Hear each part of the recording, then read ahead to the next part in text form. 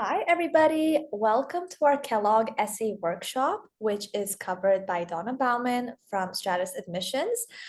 She will walk you through today the essay structure for Kellogg and also cover a few things that might be very helpful if you are working on your essays at the moment. Just a quick heads up. We are going to start with a presentation followed by a Q&A at the end. So if you guys have any questions, feel free to put it in the Q&A tab and not in the chat box. And we will do our best to answer them one by one. So you could also upvote any questions that you like personally, so you don't have to repeat them. But yeah, that's pretty much it. Donna, I'll hand it over to you.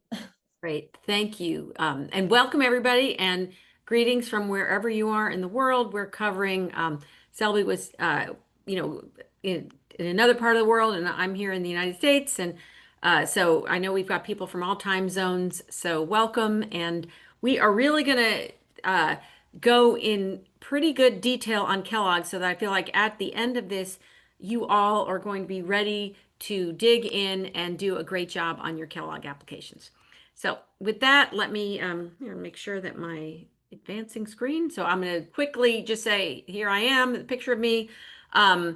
You see where I went to school. I actually am a Kellogg alum. It's funny, I was thinking about when I did my Kellogg application, and that was many years ago now. So I kind of remember that there was a sort of a career goal piece to it, and I had my, what I thought story. But anyway, it seems like it's much more structured and formal at this point. At that time, I remember you typed it up and you mailed it in an envelope, and then you didn't know what happened for months and all of that. And now it seems, there's video essays, there's all kinds of things. But I have really enjoyed being in this space for many years, 15 years on the admission side. Previous to that, even in the undergraduate business program at UNC, as you can see here, I have my Kellogg MBA. I also continue to enjoy, relationships with Kellogg alums, and I'm part of a leadership story lab, story facilitation group, which is actually a connection that I made from my own Kellogg MBA reunion. So lots of good things that I will share with you about Kellogg, and I can tell you personally as an alum, I'm still benefiting from the relationships with alums that I've met with from Kellogg that even were people that, were not at Kellogg at the time I was in school. So it truly is a lifetime relationship. All right, so a little bit about Stratus. We've been a partner with GMAT Club also for many years. All of our counselors at Stratus have top MBAs. So we have everybody that you're working with has gone through this process of getting into a very selective MBA program. And I think that gives us an insight to knowing what you are going through. Every year we work with, hundreds of candidates. We get acceptances to all the top schools. We've had over, $45 million in merit scholarships for clients matriculating just since fall 2021. And we've been in business for a long time. And so really more scholarships than that. The thing that I like to say really quickly about Stratus is just that we're so collaborative. No other admissions team has the partnerships where we not only you have a counselor, but you also have touch points so that if you're applying to Kellogg, if you're applying to Booth, if you're applying to Wharton, you will have touch points with people who know those schools along the way. And that really allows you to know that no matter who you're working with as a counselor, as long as you're comfortable with them, you are going to also get experts for the schools that are most interesting to you along the way. So that is something that I think sets Stratus apart. Just to also let you know, I'm going to kind of run through the presentation. I'm going to keep in mind that I want to make time for questions, but I'm going to run through this and then we'll look and make sure I answer questions. So we're going to talk about just getting, dates really quickly. We're going to talk a little bit about what Kellogg is looking for in applicants. I'm going to give you some general tips. I'm going to talk about common mistakes people make, and then I'm going to go into some actual essays. Now, I'm not going to share anyone's actual essays on this. That wouldn't be right. But I created some amalgams of sort of, the kinds of things I want to get across to you and created some essays that we can use to learn from that are not going to be, that are just kind of built by me. So it's fine and no one's I'm not sharing anything I shouldn't be sharing. And then I'm going to talk a little bit about it's not just the essays. And I did a webinar actually for GMAT Club not too long ago on the application. You should look for that on YouTube if you haven't, because that's also a big part of this. So, all right, so just jumping in, key dates, round one is coming up September 10th. Everybody on this call has time, if depending on how much introspection you've done and also how much research you've done on Kellogg, but you should be able to submit if you have everything else in line, test scores, things like that. I will say though, that between round one and round two, I think sometimes people get really overly, there's so much, round one is so much better. And, there is no fire sale, super sale, whatever on Kellogg or any of these top MBA programs. So, if you apply in round two, that is perfectly fine. Round one and round two are the rounds where you really have the most options. Round three can sometimes be problematic only because at round three, now it's not just about you and how good you are, but what holes does the admissions team need to fill? And so you could be an excellent candidate, but it might be that there's enough of you already in the class and they're really looking to sort of cherry pick certain people in the class. So that's the only reason why round three, you may, if you can get to round one or round two, and especially if you're international, you want to get into round one or round two just to give yourself more time for visas and things like that. But you shouldn't be, if you're not ready in round one, then you should be working now and you have plenty of time. There's nobody who, if working in earnest starting now, shouldn't be able to do a great job on Kellogg for at least round two. So don't stress about that. Apply when you're best ready. All right. It's, I think, important to talk a little bit about, again, what is Kellogg value? So it's, Kellogg people are high impact, high empathy. One of one of the admissions directors a couple years ago said something that, a Kellogg student comes into the room and makes everyone better without making it all about them. So that high impact but high empathy, really strong collaboration skills, collaboration made with empathy. Kellogg is actually is the business school that kind of put collaboration on the map. When I was a business school student, Dean Jacobs was the dean, and there was a lot of emphasis on, we were one of the first schools that actually, said we're interviewing everybody, and actually one of the few that do that, where we really say the interview is such an important part. Collaborating, working in teams. You work in teams constantly in Kellogg. You're working with different groups of people. It's so important to have those skills, and employers look to Kellogg graduates to have those excellent team skills. So that makes you think, when you're doing your essays, if every sentence starts with I, or you think that you're sort of the Lone Ranger and you can solve all these problems by yourself, that's a good sign that fingers on the chalkboard in terms of how Kellogg is viewing you as an applicant. So you want to think about, how am I making groups better? How am I contributing? How am I getting people to work together? Creativity and innovation is also important at Kellogg. There's all kinds of innovation centers. There's a Center for Research and Tech and Innovation, Center for Science, Science of Innovation, the Crown Family Israel Center for Innovation. So all kinds of resources. There's design thinking. There's that Triple M program, which is the Kellogg MBA and the master's through the Design Institute. So there's lots of creativity and innovation, intentionality with a sense of purpose. So, Kellogg graduates know where they have been, what they need to do in order to get to the next step. So being intentional in their thinking, and then really just an empowered network of support. So you want to think about that. You also want to look maybe on the website where they talk about there's some other things that they're valuing and what you're looking at, but really sort of ground yourself in some of these principles, because you want to not necessarily pander to them, but you want to be aware of, these are things that Kellogg is looking for in its applicants. And so when you're telling your stories and writing your essays, you want to be aware of this. So again, I is not the way to structure your Kellogg essays. All right. Just talking a little bit more about what are some of the Kellogg programs. Kellogg's a little bit different than a lot of programs in that they really talk about having a portfolio of MBA programs. So you've got to do some research, just getting started in this to sort of know, okay, am I looking at the 1Y program, which really is a very good program for people who had an undergraduate business degree, who are career accelerators? Often, not often, but there are certainly probably more people in the 1Y class who might be sponsored than people in the 2Y class, because if you're accelerating your career and you know you want to take a year out and you're going right back into your job and you're sponsored, that makes you kind of an ideal 1 year applicant because there's no job risk. One of the downsides of the 1Y program is that you don't get to do that internship. So if you're trying to make a really big career change, um, the 1Y is not going to give you the internship. So that could be a reason why someone, even if you had an undergraduate business background or you took those prerequisites, if you're trying to make a really big shift, you might want to look at the 2Y, which is the traditional 2 year. Kellogg is on the quarter system. So it would be 3 quarters in the first year, do an internship, 3 quarters in the second year.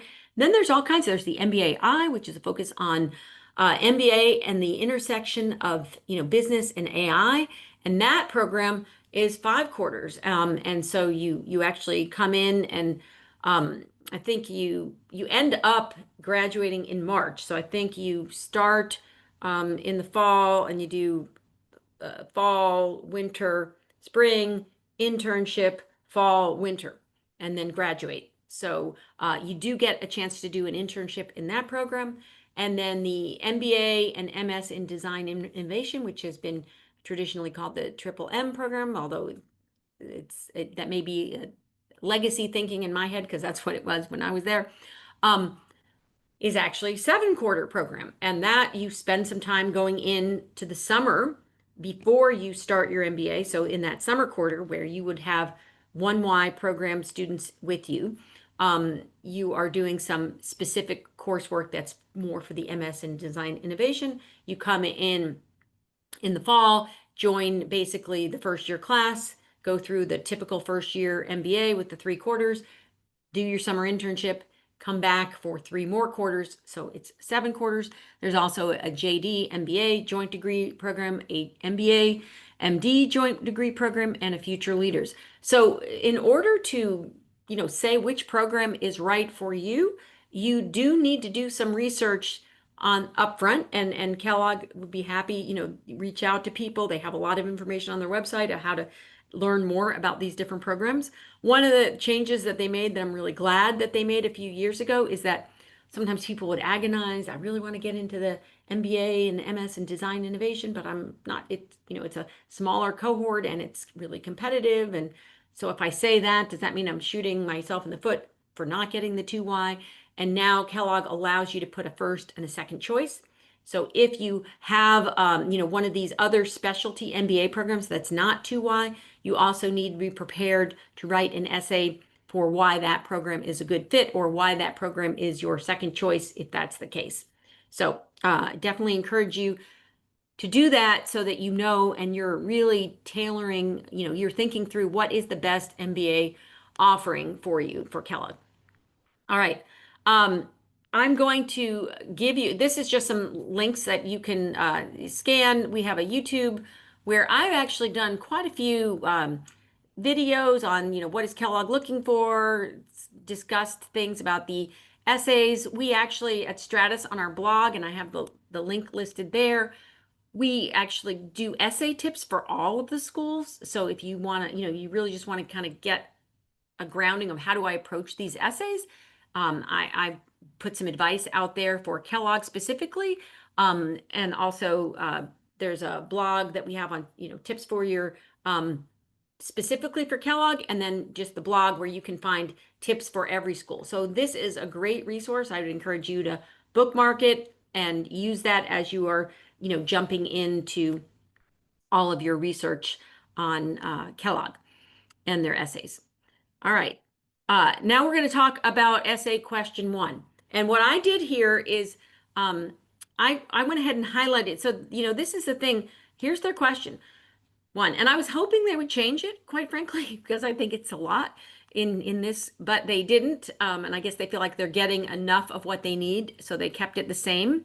But you have to, I'm breaking this out in colors because you want to be aware of all parts of the question. And really, there are 5 questions in this. There's help us understand your journey by articulating your motivations. Number one, what is your motivations for pursuing an MBA? Now, they also ask a separate short answer question on that. And so you want to make sure that these things are additive and not repetitive. So you have to, that's where it's really helpful to look at these questions in the context of the whole application. But nevertheless, they're asking, what is your journey? Maybe what problems are you motivated to solve? What is it that, gets you into the area that you're interested in? What are the goals? What are your career goals, right? That you want to achieve? So that's a separate question. And again, there's some room in the application where they ask that. So again, you want to be additive and not repetitive there. The why now is the right moment. You definitely want to address that as well. And then there's share why you feel Kellogg is best suited to serve as a catalyst for your career aspirations. So in other words, why Kellogg? Why is Kellogg the place you want to get your MBA? How can Kellogg help you reach your goals? And then lastly, how will you contribute to your community of lifelong learners during your time at Kellogg? So essentially, how do you give back to Kellogg? So that's a lot to take in those 450 words. And, if you were to break it up, the 5 questions, you would say, okay, well, I have, 90 words per question. I think that that's not necessarily the way to approach it. I think you want to just make sure that you are hitting all aspects of the prompt, but you don't necessarily need to spend the same amount of time on each one. I think that, what your goals, why now is the right time is super important. And then you definitely want to give some, details on why Kellogg and how you're going to contribute. So let's jump into, each part of this before we actually get into a live, again, created by Donna essay that could be instructive for you. So, like, what's your motivations? Again, don't think about it. If you start your essay, like, if you say, I want to go into, consulting, with a focus on CPG industry, you and, or financial services, you and thousands of other people who are interested in an MBA are interested in consulting. So if you start your essay with just some generic, I want to do this, with no context for why it's what has brought you to this place, you miss the opportunity to be memorable for yourself, because lots of people can want to do consulting, but why you want to do consulting versus why someone else wants to do consulting is going to be different. And it's that place where you can differentiate that's really going to help you be memorable and stand out. When you list your specific goals, you want to make sure that your goals are that you've done your homework, that you have awareness, intentionality, awareness of what it's going to take. So if you have been a Teach for America English teacher and you did not take any math courses or any quant in college, and now you're going to say, I'm looking to pivot to get an MBA to go into private equity. You have really, put yourself through a really challenging, that's probably not going to happen in one swoop. It may be that you are able to, make a shift and take a lot of quant courses and maybe do some extra upskilling to, take some extra financial modeling courses or something. And if you have an aptitude for this, maybe you could get into investment banking, and maybe then you could pivot into private equity a few years after that.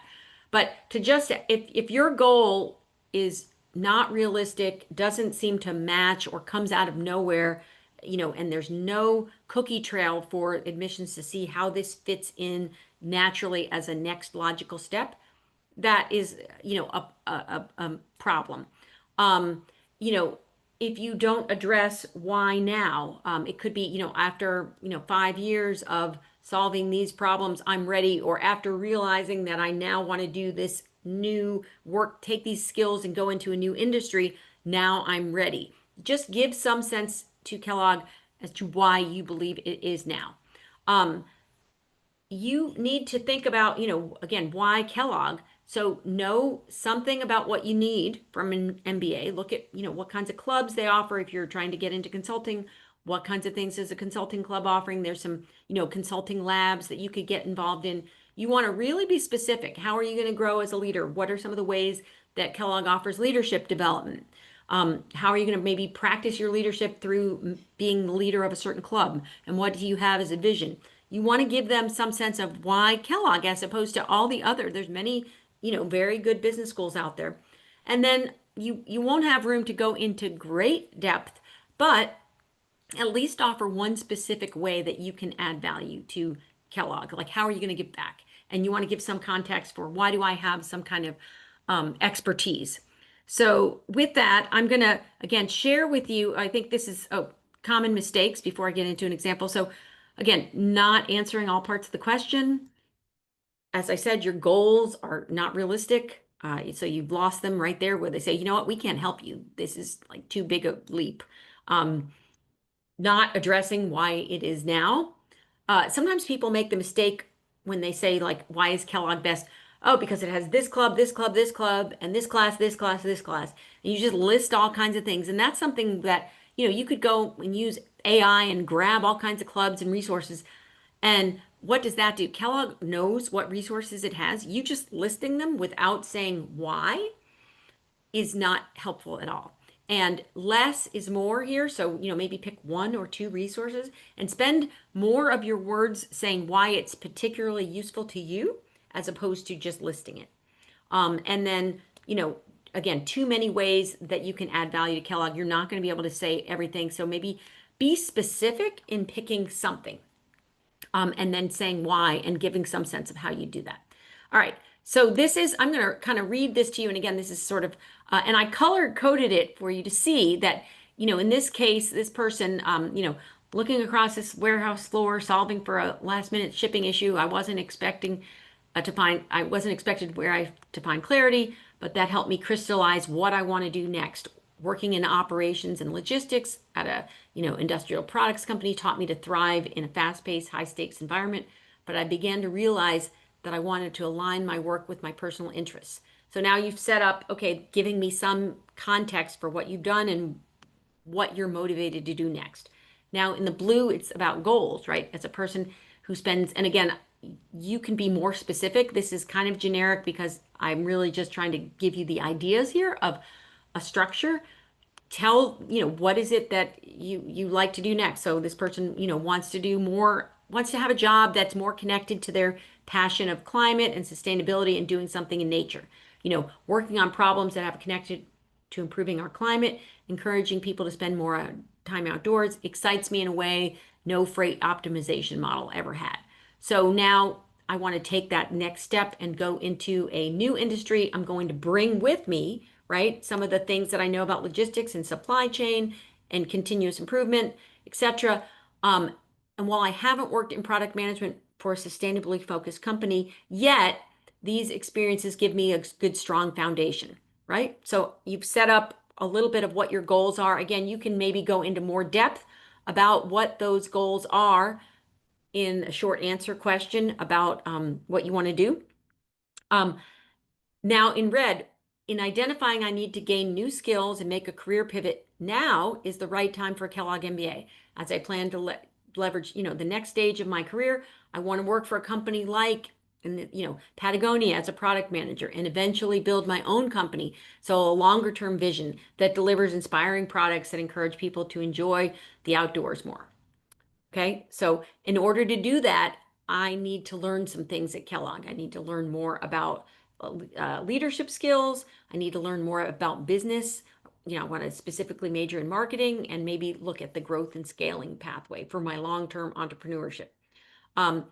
And then you mentioned some things. So, a leading product organizations class, and you could, maybe you had a conversation with a student and they told you why a particular class was going to be valuable. You could add that. Hands-on learning is critical. So marketing consulting laboratory, telling them, you have a chance to do some real world, get some practical experience.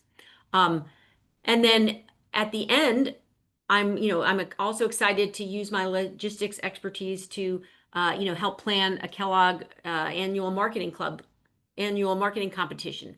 So sharing a specific way that you can add value. So really, it could be helpful for you when you're doing your outline to kind of make sure, and you can color code it however you want, but make sure that you are addressing every part of the prompt. Okay. Oh, and I've got to move up because I got 5 more minutes before I want to go to questions, and I see there's a lot of questions. So that's advice for question one. Question two, Kellogg leaders are, I like this question more. I think this question gives Kellogg more of an insight into who you are. And I think they probably get some really good answers. It's reminiscent of their old question one on leadership. So again, uh, basically describe a specific professional experience, so that's green, where you had to make a difficult decision. Reflecting on this experience, identify the values that guided your decision-making process and how it impacted your leadership style. So again, I think you want to pick a specific, sometimes people are tended to make an amalgam of many experiences. And, with only 450 words, you don't have the room to go and really tell a story. So pick one. They give you a little bit of latitude here with this, primed to tackle challenges everywhere from the boardroom to their neighborhoods. So, and yet they do ask for a professional. But if you've been in some, if you kind of, you're involved in a board or you're involved in some kind of professional activity, even if it's not directly at work, I think it could work here. But I would say, look also really hard at what, some of your actual current work experiences in the last maybe 2 to 3 years. Common mistakes would be not explaining why it was a difficult decision. Like if there was no other choice, if someone's like robbing, you're in the middle of getting robbed and you see that your only option is to like duck or run away. I don't know that that's a difficult decision. It's the only decision, right? So what was at stake? Think about like, well, if I did this, am I worried that I'm gonna, offend my boss or I'm gonna potentially damage a relationship if I say something? Really try to dig into what made it difficult. Uh, and then, oops, hold on, I'm going backwards. Let me go back to that. Not stating, kind of what values guided your decision-making process. That's another mistake, I think, or missed opportunity for people. And then reflecting on, again, that intentionality, self-awareness. How did this affect your leadership style? How did it impact you? So again, looking at our fictitious example here, um, you know, first thing, supply chain manages, things for industrial clients, coordinating delivery of products, blah, blah, blah. So giving some kind of setup, right? And then realizing that there was a decline here. And so I realized that, we had some inefficiencies and I noticed a troubling rise in delayed shipments. I tapped a colleague to dig deeper. That, just showing that you're not trying to do these things alone, but that you're working collaboratively with people is a way to push that importance of collaboration at Kellogg. Together we consulted with different people to get an idea. And then now getting into what was difficult. It wasn't our team's job to figure this out. It fell outside of our thing, but we knew if we didn't do it, it was going to cause, a damage potentially to the business. So this is where you're setting up what was difficult about it. Do I worry about this relationship? What do I do? So to avoid friction, Ralph and I prepared this study, and we then, kind of worked with to identify some opportunities.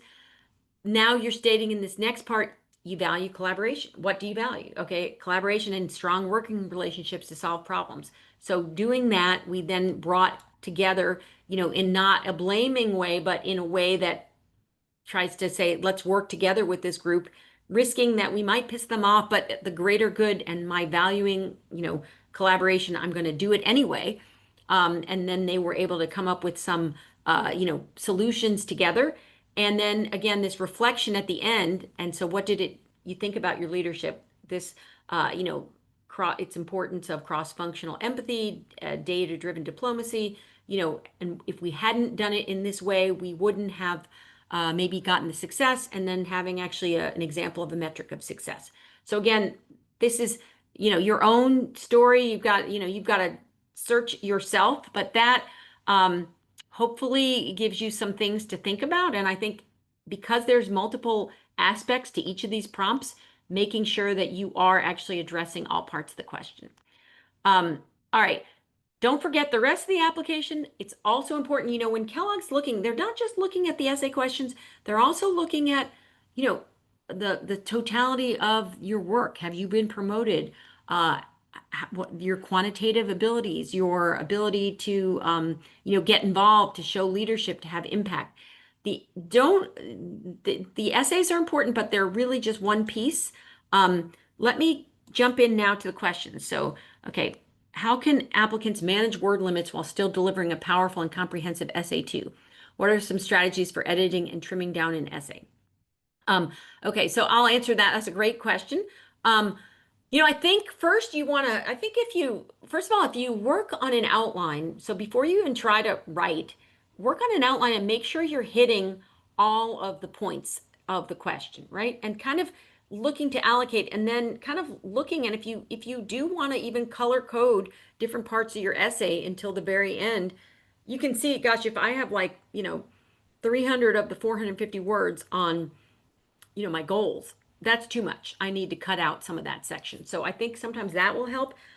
This is a case where potentially, you could, uh, like, again, look at, as you look at each section, make sure that, run it through a second time and say, okay, how can I say this a little more quickly? How can I, instead of saying, use an apostrophe to say something as instead of saying product of this country, this country is something. You can trim down. That I would say is, and on the word limit, so Kellogg gives you 485 words, I think, in their character thing. And they say it's 450 words. So here's my opinion about this. And I guess, I think this seems reasonable to me. I don't think Kellogg, they put it in there because they don't want you stressing to spend 2 days trying to remove 10 words. But I think if you push both of those out to 485, just because you can, you're also sort of, saying to Kellogg, hey, I can't really follow directions. I need to say more than the time I've been given. So my personal opinion is, if you have to and you really want to push it to 465 or something, you can, but you shouldn't be pushing it to 485, really. You should be trying to tighten up. Is there a waiver of the application for this session? This is not a session I'm not a Kellogg, I'm a Kellogg alum, but I am speaking on behalf of Stratus here today and not Kellogg. So there's no waiver unless GMAT Club has some kind of special deal that I don't know about. So, but I think that's probably not, but you should be going on lots of events for Kellogg in order to get some, find out about waivers and things for Kellogg. Daily, how much time should I set aside post successful GMAT for essay and application drafting? If I'm looking to apply in round 2, by when should I be dived in and focus on solely this phase? So I would say we generally, hopefully I've got like 10, 15 more minutes, right? Okay. So I would say that we tell people 4 to 6 weeks, I think it's better. And I think you can be working on GMAT and doing this at the same time. You don't have to work on your essays for 3 hours a night. You can work on your essays. Sometimes it's less is more, like do a little bit, think about something, then go away from it and come back to it a day or two later. So the best essays I see are the ones that are baked slowly over time, as opposed to the person who has done nothing and thinks in 3 days they're going to come up with a good answer to this question. So I would say give yourself a little bit of time along the way. 4 to 6 weeks is ample time. Really, if you get down to business, even with the 3 weeks that we have, or 4 weeks, I guess it's about 4 weeks, you can do it. But you have to do your homework, and you really need to be doing, going to webinars, you need to be chatting with students, you need to be knowing these things. Okay, Do you mind if I read out the questions so that in the sure. case, Yes. at least they can hear. Okay, I'll go with the next one. MMM, MBA, and MBA 2-year are single application, or each one are separate? So basically you cannot apply to, you can only have one application live for Kellogg in any given year. And all of these are options. So you have to pick which one of these MBA options you want to do for Kellogg. And then you can put a separate second choice. And if you, on this case example, if you listed MBAI or MMM as either your first or second choice, you would have to answer a separate 250-word essay on why that school.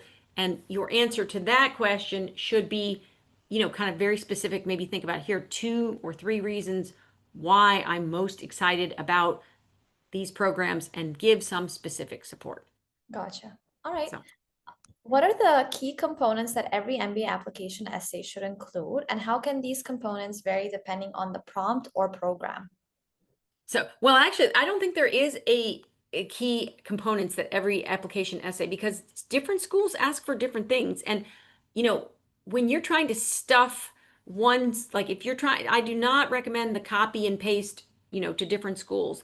Uh, Even in this case, like, so Kellogg and Booth, actually, as it turns out now, their essay ones are fairly similar.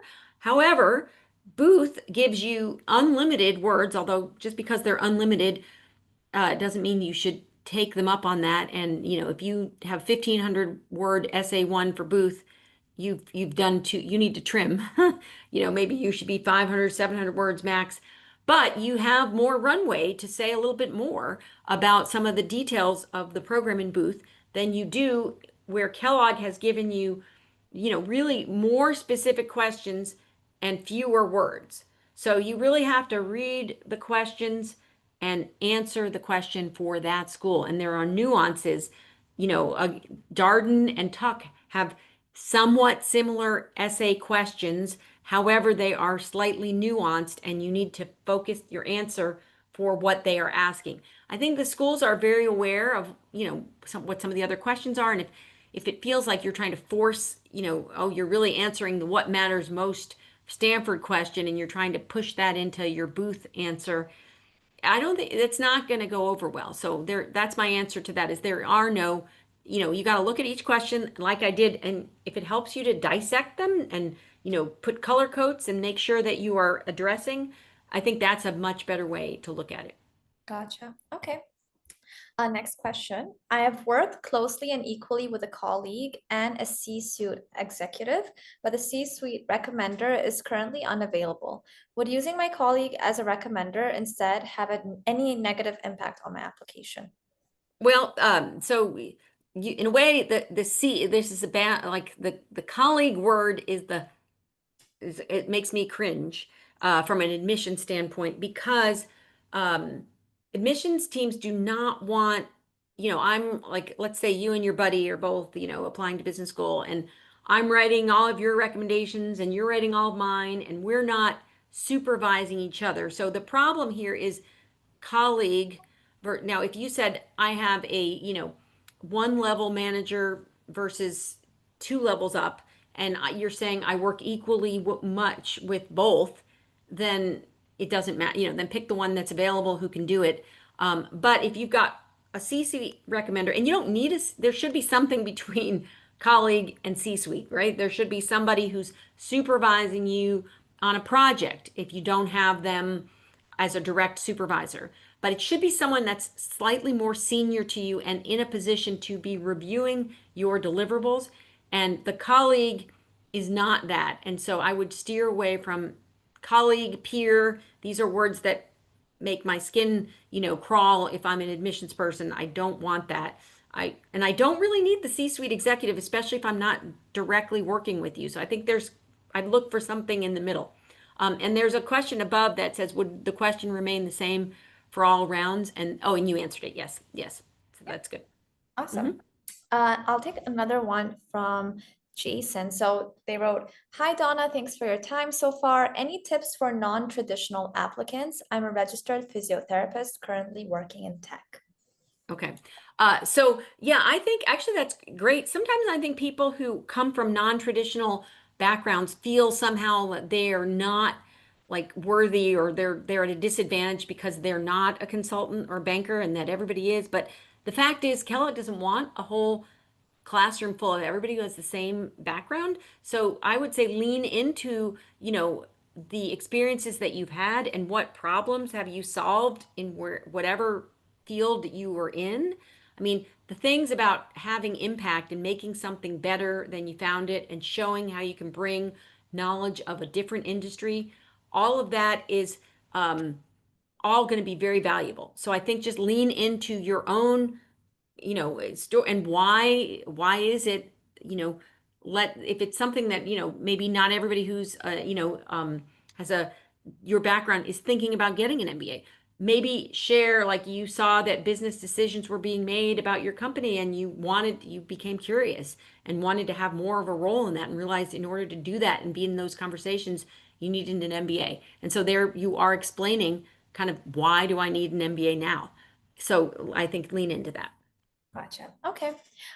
Next question. If I have 2 to 3 points to inform the AdCom suited for an optional essay, how do I put 2 to 3 different things in one optional essay? Should I use bullets? Is it common for applicants to tell more than one thing in their optional essay? Hope it doesn't hurt one's chances. Yeah. Oh, not at all. Not at all. Really, the optional essay, when optional essays, sometimes they can have a word count up to 500. I don't remember off the top of my head if Kellogg's goes that high, but nobody wants to read any more than they have to read. And so really it can be very helpful in the optional essay to almost put like a little, okay, reason why my, X context around my GPA. Put that as a header and put a couple bullets briefly about what might have been going on. I was juggling, uh, sports and school at the same time. I broke my ankle this semester and it impacted my grades that semester, whatever. And then separately, no, this GMAT score is not the best representation of my ability, but I have taken this math course and I did get these grades in these quant related courses that are better. So you can just put them by section, and I think that can actually be very helpful. What you want to do is you don't want to have admissions wonder why there is something. So if you can explain something, it's better to do that. Gotcha. Okay. Next one, Kellogg asks to mention goals in application boxes and then again asks the same in essay one. How do you go about it? Do they want the same info again? No, so I think it's a missed opportunity. You want to think about how can you be additive and build on. So maybe in one of them you're more specific as to the specific, short-term goal and company and role, and in the essay you maybe are a little bit more general, and you just try to think about, well, what's a different nuance or something additional that I can add, but it to just say the same thing twice is a missed opportunity to tell them something else. Okay. How does an online volunteer experience with UNICEF impact our application process? uh I don't know that I mean, online in real life, I think that there is a section in the Kellogg application where you can share activities that you do that are meaningful to you, and you have an opportunity in the, text box to put a certain character amount. So again, here's a case where, maybe you want to work in conjunction with your resume.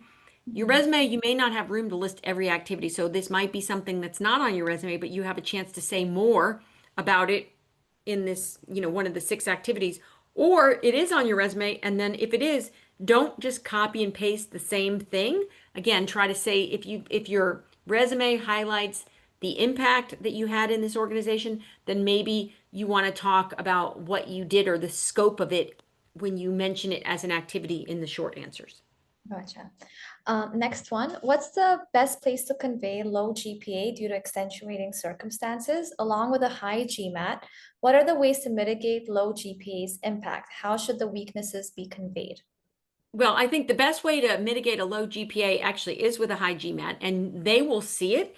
And in some ways, you may not even need to say anything. If you have the high GMAT, you can, but if there's something about your GPA where, again, you don't want to make excuses, but maybe you were, sometimes I've had clients, if they did their undergrad in another country, or they were from another country and they came into the US to do school, that first semester they were dealing with like culture shock and just learning a new way of doing things, and that could be a reason why that first semester wasn't as good. Or again, just be honest. I over signed up for activities my first year.